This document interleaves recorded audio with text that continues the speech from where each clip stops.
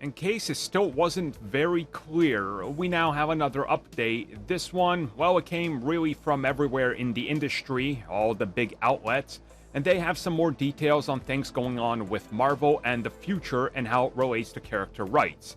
And we recently learned, once again, things aren't as clear-cut as they seem with the Hulk, as the Hulk is still owned by Universal.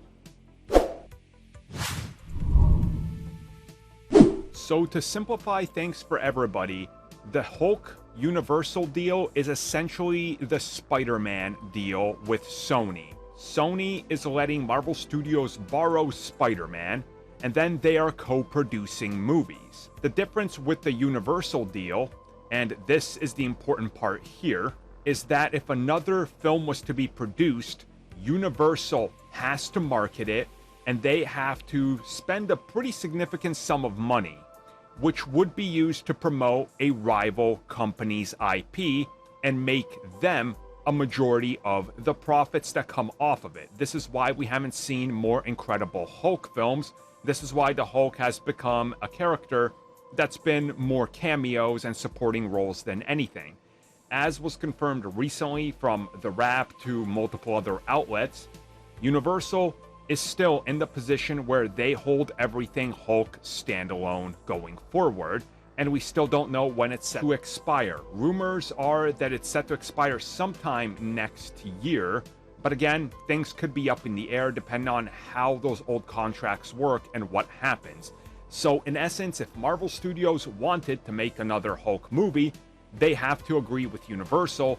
Universal has to agree on the distribution, the co-funding, and everything, and it just becomes a giant headache.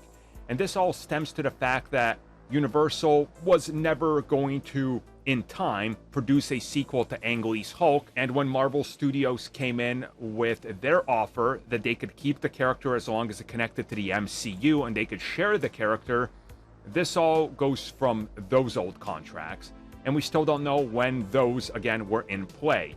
It would make sense if they came into play around 2005, 2006, when work on The Incredible Hulk started, which would mean that if it's a 20-year contract, 2025 at the earliest or at the latest, depending on, again, when they start to negotiate that, could have been right after Ang Lee's Hulk release, but we just don't know. So, in essence, Hulk is still stuck in limbo territory and purgatory, or whatever you want to call it. That is partly Universal's purgatory. So we'll see what happens next, and if or when we find out about more Hulk, and specifically the long rumored, reportedly coming World War Hulk film.